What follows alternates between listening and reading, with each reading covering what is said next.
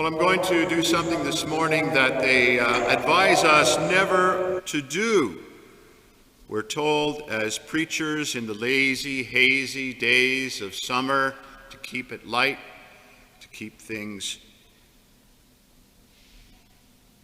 moving, not to give people cause, for example, to fall asleep. It's a challenging order at times for us, no doubt.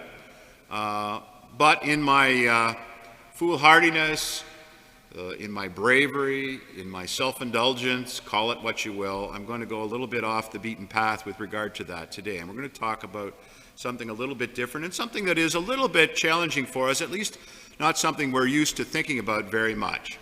But I will begin, as we always begin, with our readings. And today, our gospel story forces us to encounter something about our faith, and in a wider sense, about something that scholars call salvation history, that is, the whole story of the Bible, something about that very much cuts against the grain of our contemporary culture, something that makes us, as part of that culture, which we are, makes us, even as Christians, uncomfortable.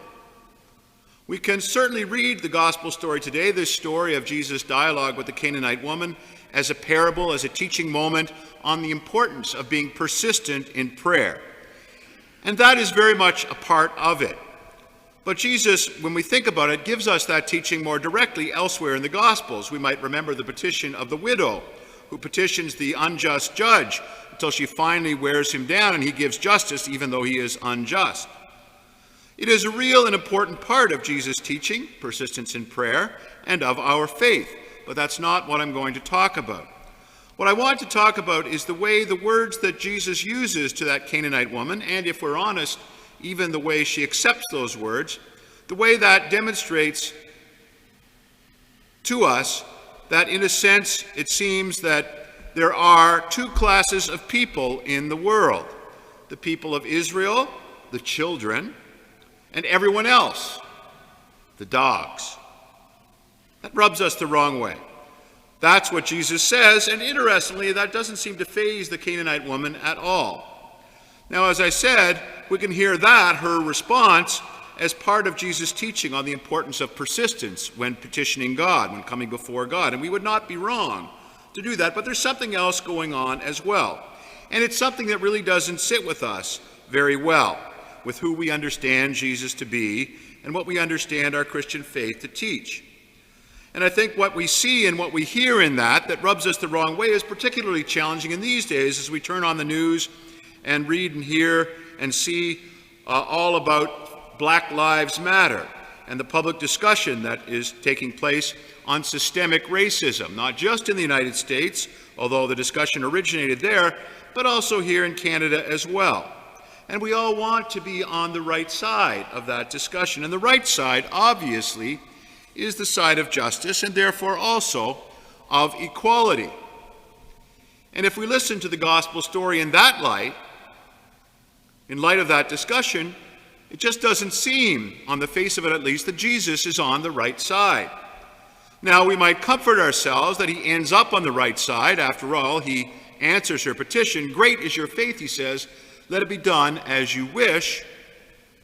That might be comforting to us, but it is not fair to take the children's food and throw it to the dogs isn't really what we're expecting to hear from Jesus.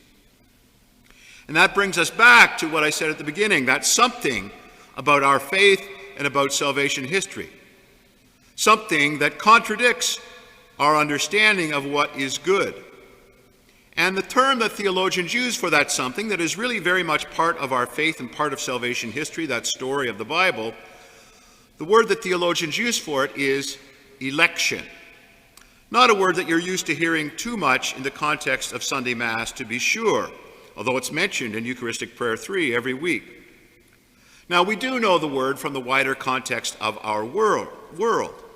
An election is making a decision. And in our society, when we use the word election, we're usually talking about a decision made by a group of people, the citizens of a country, a province, or a municipality, who all get out, make a choice, and then an election, a choice is made based on the accumulation and the tally of those individual choices or elections. In the municipal, provincial, and federal elections are good examples of what we think of when we hear that word.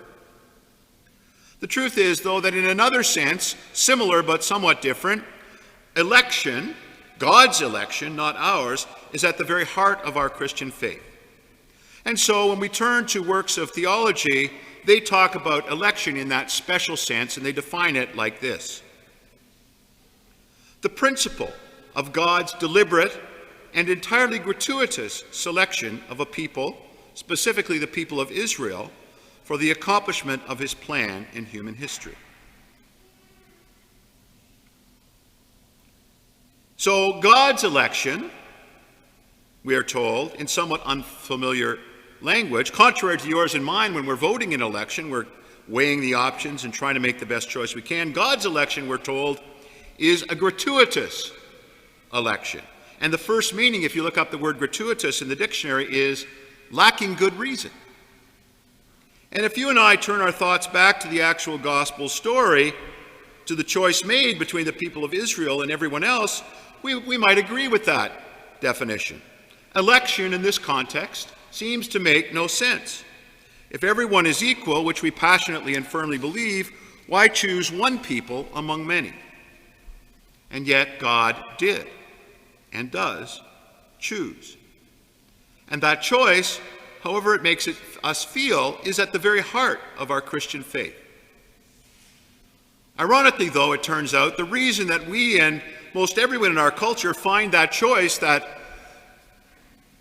of God to be offensive, the reason we feel that way is itself the fruit of many centuries of Christian life, faith, and culture. We're all influenced by that, and indeed the culture in which we live today, which so passionately holds to equality, depends on that Christian inheritance without ever acknowledging it. The belief in the universal equality of peoples and individuals, the very belief that makes you and I uncomfortable with Jesus' words to the Canaanite woman, is something which emerged fully in human history and guided the social and political development in societies influenced by Christianity. How so? Well, as Christians, we understand that the eye of faith can see we are all equal as we stand before an all-good, all-powerful God. We are all equally nothing. The eye of faith can see that. But we are most definitely not equal in the things we human beings can see with our physical eyes. For example, we are not all equal in strength, in intelligence, in beauty or handsomeness, or in any of the other qualities that we attribute to people we admire. In that sense, we are far from equal. We simply are the inheritors of a culture influenced by the eyes of faith for so long that we assume we're all equal. Based on the empirical evidence of our senses, we are not.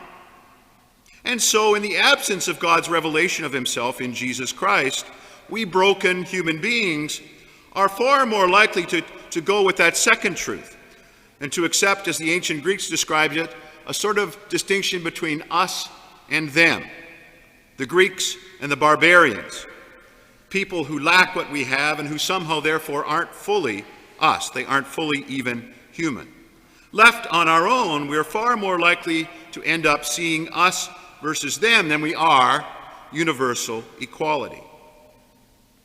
So if Jesus is the source of our belief in universal equality, why does he use the language that he does?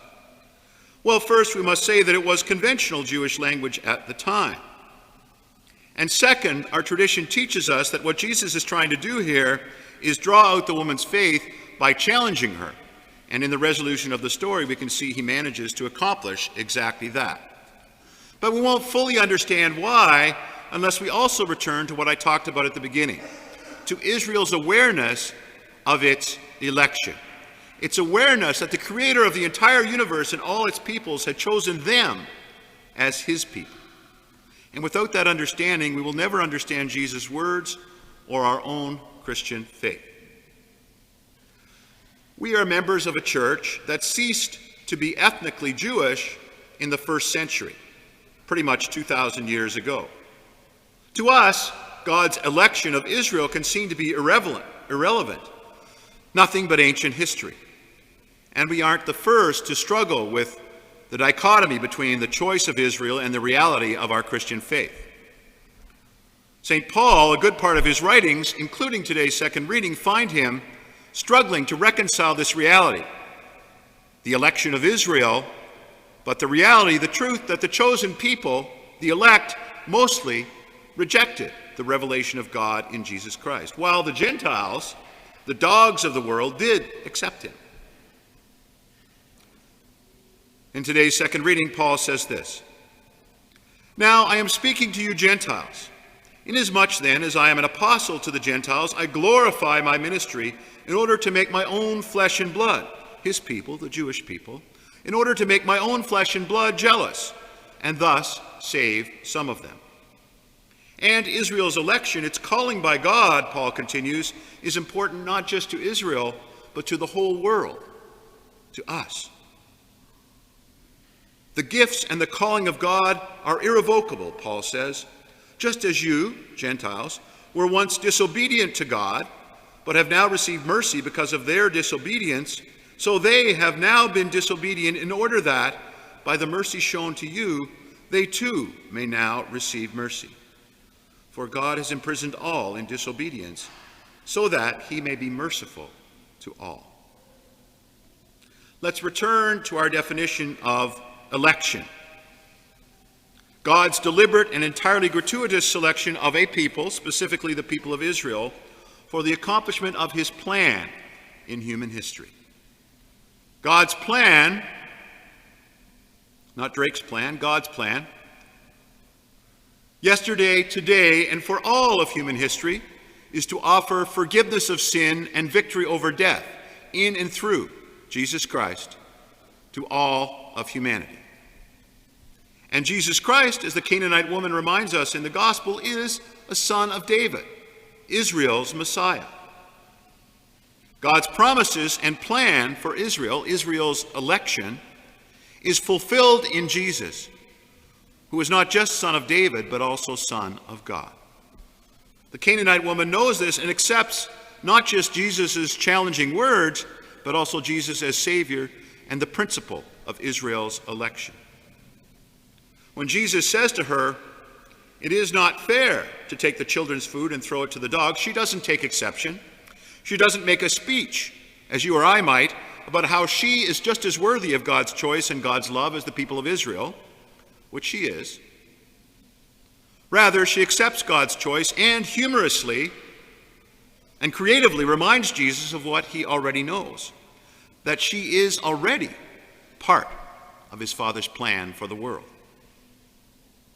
So God's gratuitous choice, this election, is not made for the sake of the elect alone. It's not made for Israel. It's not just made for the past, but instead it's made for the sake of his plan for the world. And that includes the Canaanite woman and you and me. It's made for all time. And God's choice, God's election continues mysteriously, not only in his relationship with the people of Israel, but also in his relationship with us. Because in our baptism, we too have been gratuitously chosen. We had no particular virtues that caused us to be baptized. We too, presuming we remain faithful, we too, like Israel, are elect. And like Israel, like the Canaanite woman, our own election, our faith, the gift that we have received, isn't given to lift us on high above others.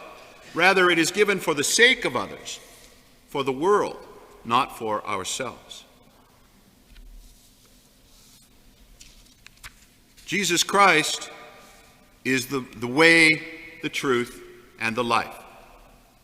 No one or no thing, no person, no culture, religion, or society can make that claim. So, as followers of Jesus, we Christians have an absolutely unique place in the world. We are, in that sense, elect. But like Israel, our election is not for our own sake. It is for the working out of God's plan for his world. The same God, as St. Paul wrote elsewhere, who desires everyone to be saved and come to the knowledge of the truth. As we reflect on this truth and enter into the celebration of the Eucharist together, let us pray that the Lord will truly be able one day to say to each one of us, as he said to the Canaanite woman, "Great is your faith."